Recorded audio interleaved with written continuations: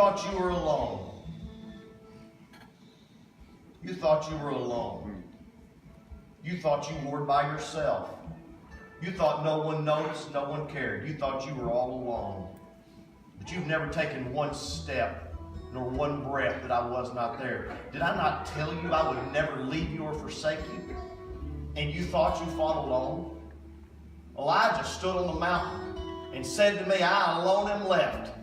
And I said, Elijah, I had 5,000 select. You think you're alone? I'll tell you this.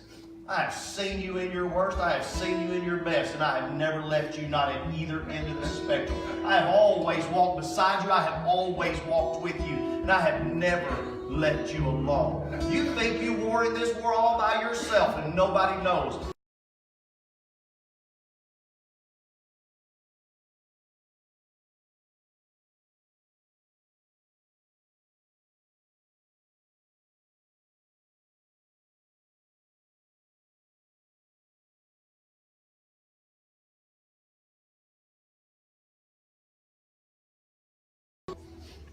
You are not alone.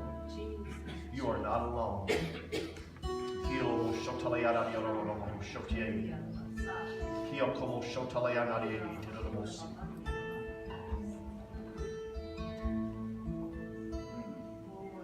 My King.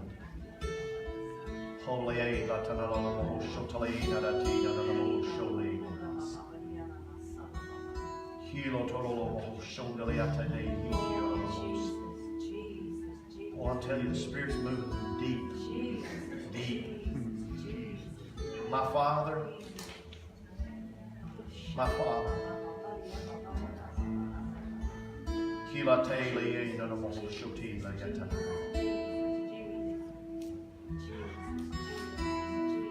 My King. Never alone, never alone, never alone, never alone. Here I am.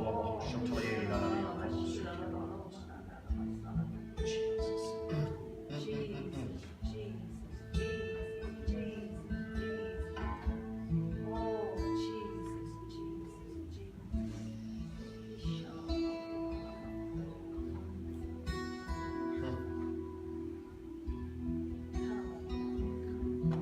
Jesus, Jesus.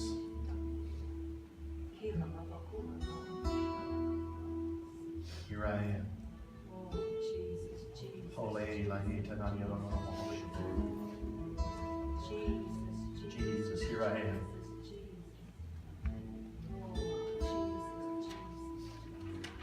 Jesus, here I am. Jesus, here I am. Here I am. Here I am. Here I am. Here I am. Restore their joy, my King, right now. Restore their hope. Restore their strength. Restore their peace. Yes, amen. In the name of Jesus.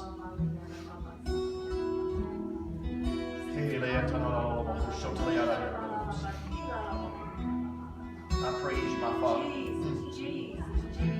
I'm going to try to preach. Follow the Spirit. You got your Bible? Hold it in the air. This is my Bible. I am what it says I am. I am saved, sanctified, and set free. More than a conqueror. Strong in the Lord. Healed by His stripes. Faith walking. Word talking. Rapture ready. Member minister. And a soldier well armed. A hero of faith for this generation. This is my Bible. I am what it says I am. How many of you have said it enough times now to start believing it? We're getting you there. One time, one quote at a time. This morning I want to talk about being faithful to the end. Lord, give me a sermon going right along with the whole way this service has gone. You just can't make this stuff up. Brother John, you just cannot make this stuff. I'm putting this sermon together all week, and I kept thinking, Lord, are you sure that's what you want me to preach? Are you sure that's what you want me to preach? And you show up, and the Spirit's here like this. moving in this direction. I want to talk about you being faithful to the end. I want to talk to you about being faithful to the end. In my ministry lifetime, I have watched a multitude of the children of the King of Kings, sons and daughters of the I Am that I Am, wander from the banquet table of the Heavenly Father. I've watched them get up and have a banquet table that was prepared in the presence of their enemies. And I have watched them sit there and eat and dine at the banquet table. And at some point, for some reason, get up from the banquet table and turn around and walk away from the banquet table and walk right over back to the camp of their enemy and go to the slop pen of the enemy. I've seen it happen over and over and over. Like the prodigal son in Luke chapter 15. I've watched them gather up the goods of their father and go on their own way, follow their own path, and end up in the deep miry clay that we used to sing a song about many, many years ago, in the vile midst of the pig pen, living on the slop and the husks of the hogs. I've watched it happen a multitude of times. I could fill up a whole church this size probably twice with the number of people I've watched be in and then be out. Be in and be out. Be in the banquet and then be back out in the world. I've seen it. You've seen it. Y'all heard me preach before the weeping cry that the Lord gave me in the spirit realm about being in the field of battle and standing there in the middle of the field of battle and in the spirit realm seeing dead saints dotted all over the field of battle. And as I began in this vision, I walked over to those dead saints and I began to notice one interesting thing about them in this vision that the Lord had given me. Each and every one of them were laying there naked. They were spiritually dead saints laying there naked, face down on the battlefield. Each one of these at one time or another were victorious, ferocious warriors. Many of them had been more than conquerors, had been heroes of faith, had been spiritual heroes of faith in their generation. And now they were laying there spiritually dead with a stench rising up off their spiritual carcasses into heaven. And I began to say, Lord, what happened here? What is going on? And the Lord began to reveal to me to look around in that vision. And although I saw these dead spiritual bodies laying there, I began to look around and I saw armor laying everywhere all over the ground. An armor, a helmet here, and a shield there, and a sword here, and a shoe there, and a loin girt here. And I began to realize what happened was that these saints of God had begun to take off the armor of light and cast them to the side. The enemy had convinced them to do something he could never do himself. He had begun to convince them to undress themselves. Satan has absolutely no power to enter into your spiritual atmosphere, to come inside your spiritual land and remove your spiritual armor. All he can do is suggest that you begin to take it off yourself. Larry Woody would never listen to the voice of the enemy if he come along and said, Larry, I want you to take off your shoes shod with the preparation of the gospel of peace and set them to the side. Larry would absolutely never listen to that. He would say, you're a lying devil, get away from me. But the enemy might come along and say this, Larry, you're waiting in despair, and because you're waiting in despair, those spiritual shoes that you're wearing are getting mighty heavy with the waters of despair. They're starting to rub some blisters on your feet, and they're not near as comfortable as they used to be. Why don't you go ahead and take those off and set them to the side? And the next thing you know, Larry, with the power of his own hands, has untied his own spiritual shoes and set them to the side. That's the way the enemy works. He cannot ever come and take it from you, but he convinces us to begin to take it from ourselves. And what happens is we find ourselves casting off our spiritual armor, and the next thing I know, I am totally naked in a spiritual battle, and I am there exposed, and in my exposure, the enemy comes in, and it's not long before a fiery dart of the enemy will transverse from an enemy through the air into the midst of my heart, and I find myself laying dead on the battlefield. Why? Not because my enemy overpowered me, but because I took off the breastplate of righteousness and laid it aside. I cast my shield of faith far from myself, and when I did, I left myself open and exposed for an arrow of my enemy to take me out. Come on, that's good. Why did some of them do it? Some of them do it. I'm biting my microphone, and I apologize for that this morning, but some of them are dead because they had too much ease. Mm-hmm. Come on, that's good. I'm just being honest with you this morning. Come on. Some of them are dead because they found it too easy. Ezekiel chapter 16 verse 49.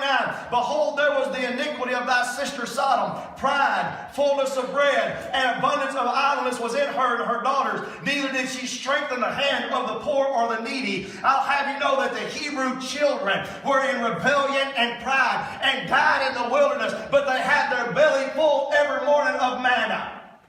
That's right. That's right. They did not die in rebellion because they didn't have anything. They died in rebellion because they had too much.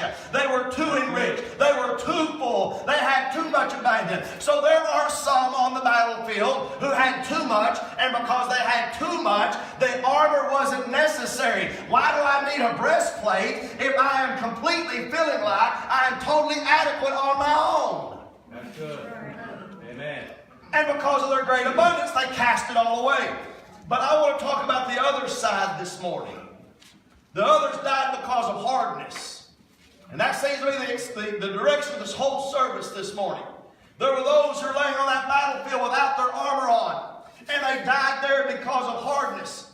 They died because there was struggle. And because there was war. And because there was offense. And because there was despair. And because there was hopelessness. Daniel chapter 7 verse 25 says, and he shall speak great words against the Most High. And he shall wear out the saints of the Most High. And think to change times and laws. And here we stand in this day where the enemy is doing everything he can to wear out the saints and bring war to you over and over and over and over.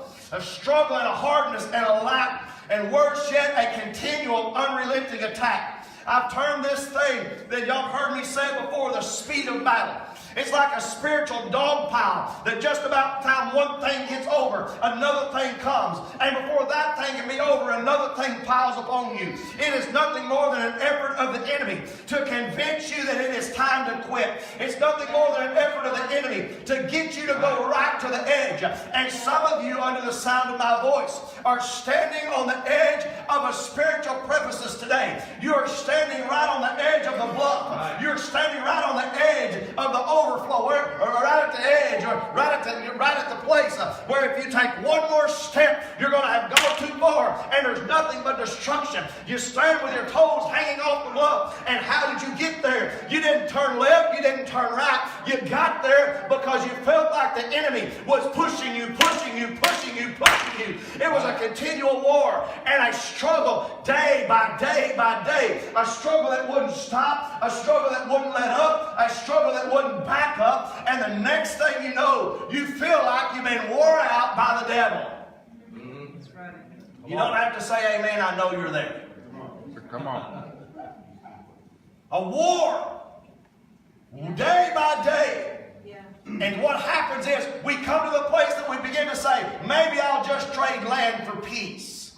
My goodness. I begin to look at the promises that God has given me. And I begin to say, maybe I'll just give up land for peace. I'll back up and give the enemy that part of my life. And maybe he will leave this part of my life. It's time, maybe I'll just throw in the spiritual towel and say, this is too hard. I can't do this anymore. I'm not going to do this anymore. It's too exhausting. My mind is wore out. My spirit is wore out. My heart is wore out. My hope is wore out. I want to tell you this morning, I came to say these things to you. And just stay with me and bear with me and give me a little preacher slack this morning, because I came to do this. I came in 1 Timothy chapter 1 verse 18 to say this unto you. It's time for you to get a hold of your spiritual bootstraps and get yourself picked back up and get yourself back in the war. Paul said to Timothy, it is time for you to war a good warfare. 2 Timothy chapter 2 verse 3 said this, I long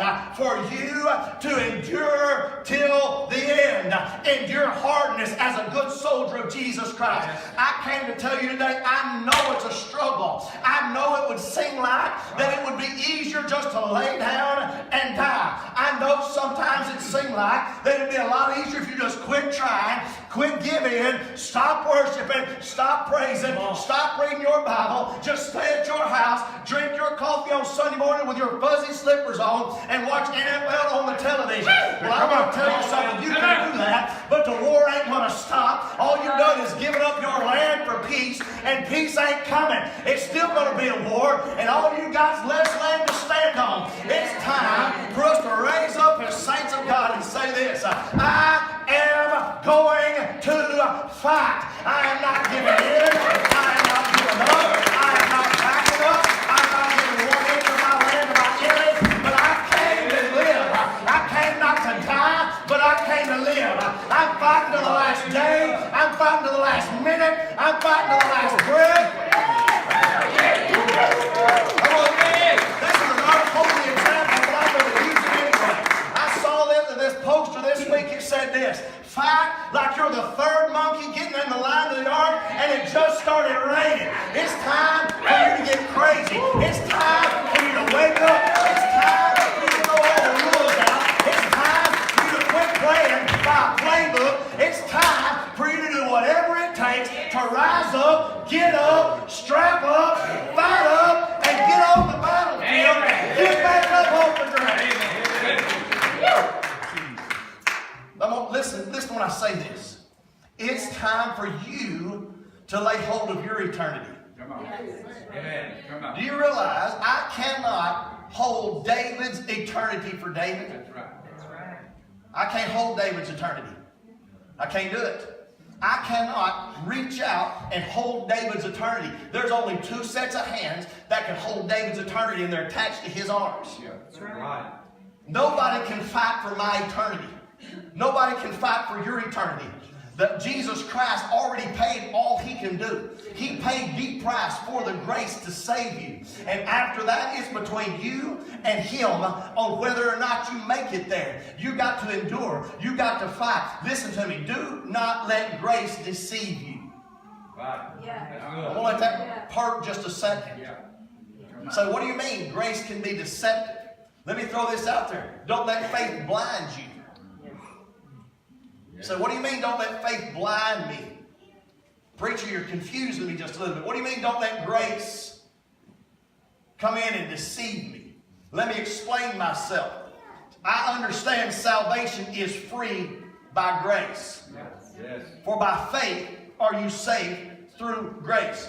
But I want to remind you of the words of Paul in 1 Corinthians chapter 9, verse 24. Know ye not that they which run in a race run all, but one receives the prize. So run that you may obtain. What does that obtain? That obtain is your eternity. There ain't but one person can get on that road to run that race. And here's been the problem. Somewhere along the way, we've got the idea that because I get saved by grace and that's free and easy, that means the whole road is free and easy. Now let me use the race mentality right here just for a second. To be saved freely by grace just means this: that there is a marathon on its way to eternity.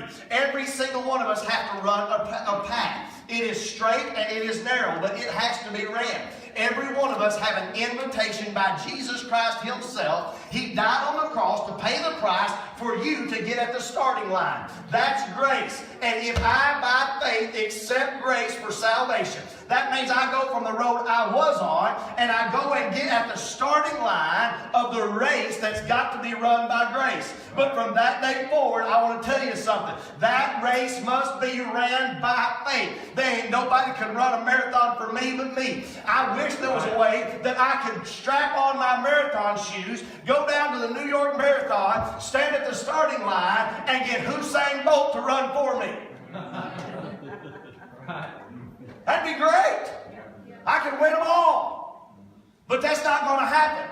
There ain't but one person can run the race for Chad Duvall, but Chad Duvall. I am at the starting line. By grace I am saved, and I must run by faith and not by sight. I must run my race, and because my eternity is at the other end. I have to make the steps. I have to make the climb. I have to run up the hills. I have to run down the hills. I have to do it. There's nobody can do it for me. I am the only person that can run my eternal race for me. And if I get halfway there and I look to the left and there's somebody there distracting me, I'm the one that's distracted. It ain't costing nobody else nothing all the way around me. If I'm the one that stumbles and falls and refuses to get up but decides to lay there and take off my armor, it ain't affecting nobody. I mean, it affects other people, but in an eternal sense, it only costing one person, and that's this person right here. If I trip and fumble, if I run into the mud, if I get off track just a little bit, I'm the only one that pays that price. Nobody else paying a price, and nobody else is going to come run this race for me. I can run over by David and find David in the ditch, and I can say, come on, David, get out of the ditch. I'll run a while with you, and I can encourage him, but at the end of the day, one thing's got to happen. David got to fight for David. There ain't but one person can fight for David, and that's David. Jesus already did the fight. Jesus already won his side. He's already paid the price. You're already more than a conqueror. He already gave you every tool you need. There ain't but one thing to do. That's rise up, grab a hold of the tools I got, drag myself back up off the ground, and begin to run the race that's going to keep me in my ear. 2 Corinthians chapter 12, verse 9. It's not on the list, but 2 Corinthians chapter 12, verse 9 says, my strength is made perfect in weakness. Do you listen to this? God's strength is made perfect in your weakness. You may say this, right this minute, I'm so tired, wore out, and heavy. I'm so burdened that I'm running this race, but I'm making a half an inch a day. Guess what? A half an inch is just fine. I don't care if you're making a mile a day, a half an inch a day. I don't care if you're down on all fours and your nose is dragging gravel. You get out with both hands in front of you and you grab a hold and you pull all you can pull. I don't care how hard it is. I don't care how hard you have to fight. I don't care what kind of effort you got to put out. This thing is worth running. This is a race you can't afford to lose. There's a prize at the other end of this thing, and I'm going to tell you something. Listen to me. He said, my strength is made perfect in your weakness. You may say I'm laying flat on my face, and I got a hold of the vine that's up there ahead, and I am pulling with everything that's within me. Well, I want you to know this. The Word says that God Himself said this, my eye roams to and fro on the whole earth, looking at whom I may show myself strong. And I want you to know that in your weakness, that is a perfect moment for Him to show His strength. You hold on, you drag, you pull, you do everything you can, and while you are self-defining yourself as weak, God's going to roll up and say, I will make you strong in your weakness. Stop identifying yourself as a victim and understand there is victory in your house, in your camp, in your race. Get up and run. 2 Corinthians chapter 12, verse 12. Signs of an apostle were accomplished among you with all perseverance and signs and wonders and deceits. Listen, Paul said this, I came and the signs of an apostle were accomplished with all perseverance. Oh, that sounds great. You know what the signs of the apostles were? Stripes, prison, death, boiled in oil, chopped into pieces, sawn asunder. Boy, y'all got real quiet. Yeah. Let me read this. Paul said the signs of an apostle were accomplished among you with all perseverance. Yeah. Yes. Perseverance means persistence in a course of actions. Here's what Paul said. They beat my body and I ran. They boiled me in oil and I ran. They sunk my boat twice. I ran. They whipped me. They beat me. They imprisoned me. They stoned me to death outside of a city. And the Holy Ghost came down upon me. And I grabbed a hold of them very same rocks. And I climbed up out of them rocks. I shook off the dust. I wiped the blood out of my eyes. And he went right back inside the same city where they just stoned him to death. I want to tell you something. The signs of an apostle were accomplished in Paul in all perseverance. There's a funny thing about perseverance. It ain't perseverance if it ain't hard. Amen. Right. It ain't perseverance if you ain't persevering. Did you know I think it's been 2 summers ago now. My wife and I and the family, and my dad and Eileen, had the opportunity to go down to Mexico to one of those all-inclusives where they feed you way too much food for 5 days. Do you know that? We didn't persevere none down there. No. They weren't no persevering. It was all eating and sitting in the sun, and they would even bring it to you. You didn't even have to get up and walk over there to get it. They would bring it to you to eat it. I mean, there was no persevering down there. Wasn't happening. But I'm going to tell you, persevering is when it's hard. Persevering is when you have to get up in the morning and say, blessed Jesus. I don't know what else is going to happen today, but this is what I know. I ain't quitting. I ain't giving up. I ain't packing up.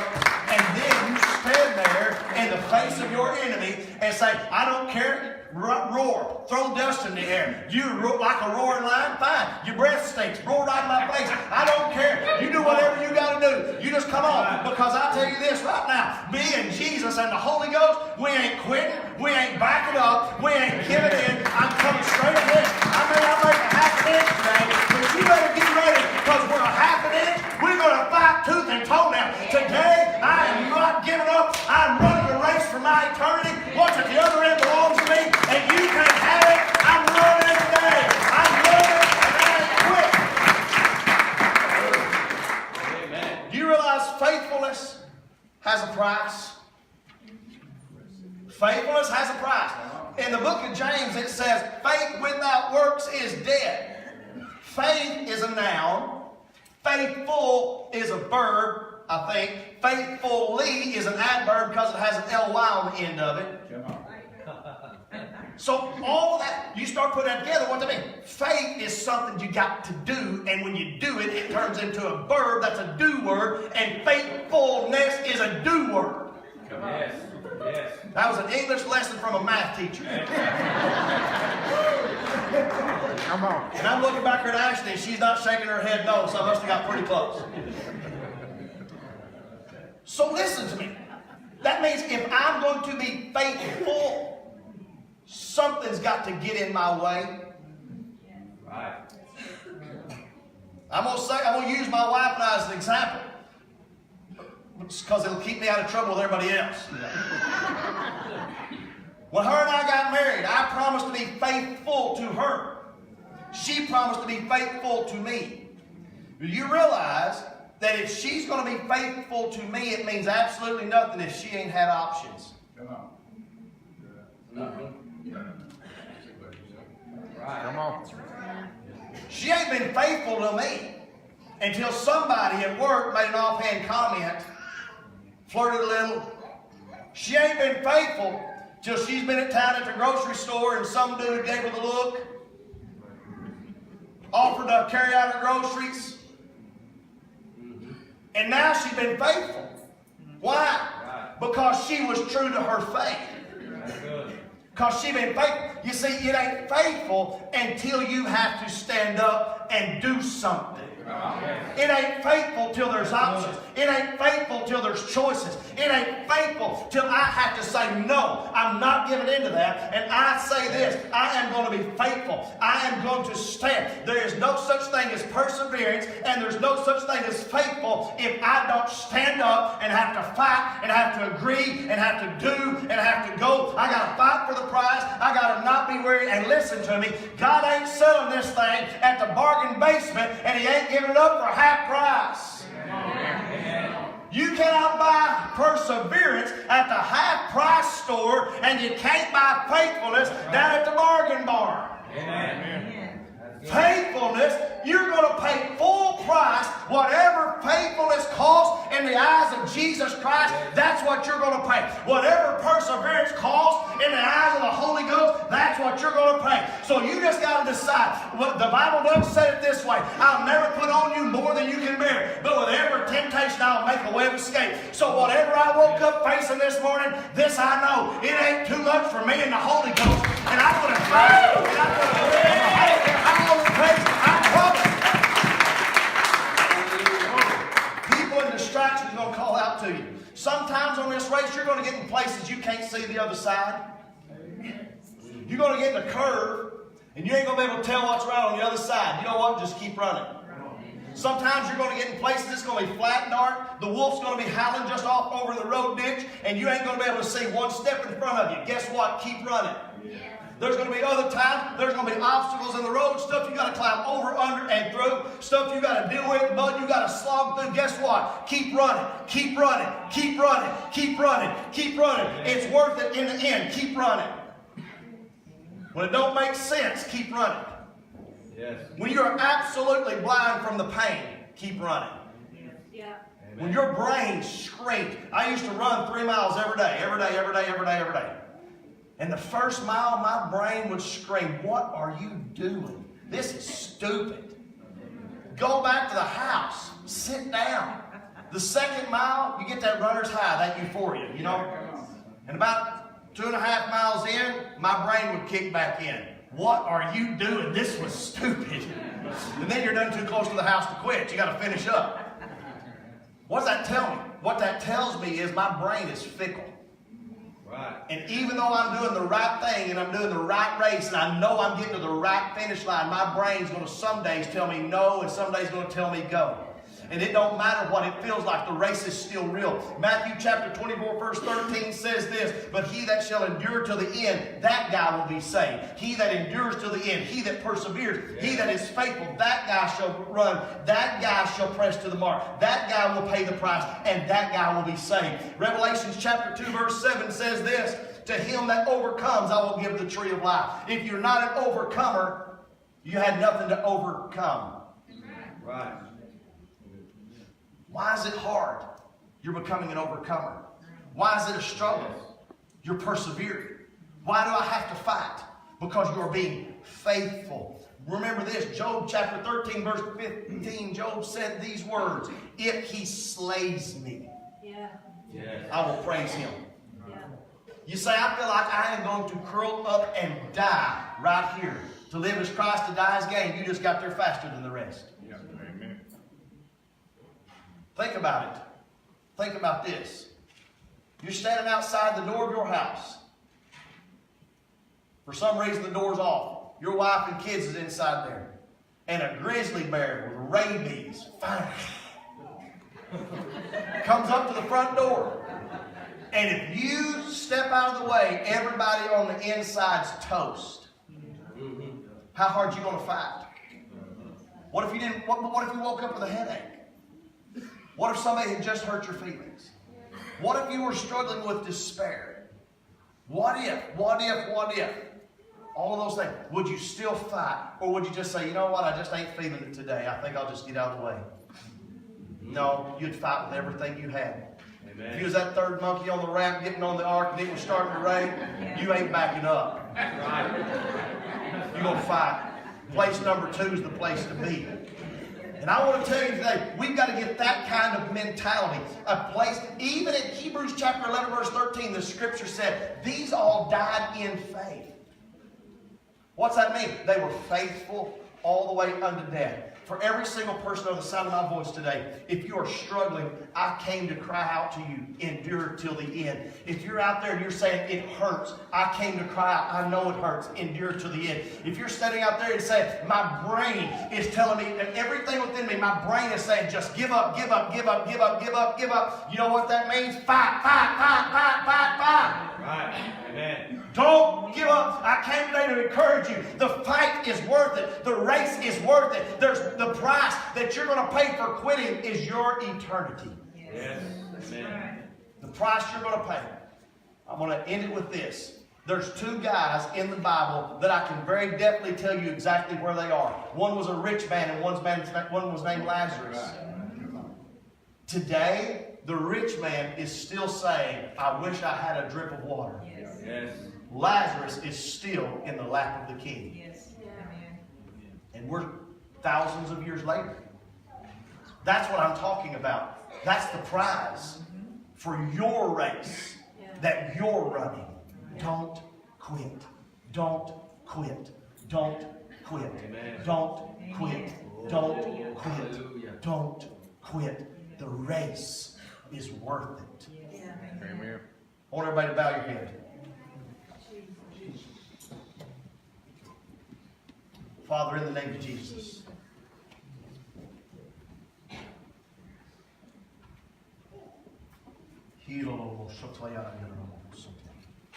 If you're out there, and you'll say, I've been struggling with depression, despair, hardness, with everything that's within me, I'm having to fight just to stay on the race. And I've just about fought all I can fight. I've just about gone as far as I can go. I've just about done all I can do. You heard me say today was the day that the Lord drew a line between you and your enemy to give you a day of rest, to give you a day of strength back. If you're out there and you say, today I need a little 220 plug. I need to be refueled. I need some rest today. Tomorrow I can fight. Today I need rest. Tomorrow I will fight. I will not quit. I just absolutely say, I will not quit. But I need to catch my breath. I need this weight to back up. I'm tired. Then today I want to pray for you. Today's a day of restoration for those who are just saying, I'm tired. I need a refreshing and a renewing so I can keep running. If that's you, I want to pray for you today. Anybody? If that's you, I want you to just come line up across the front. I just have to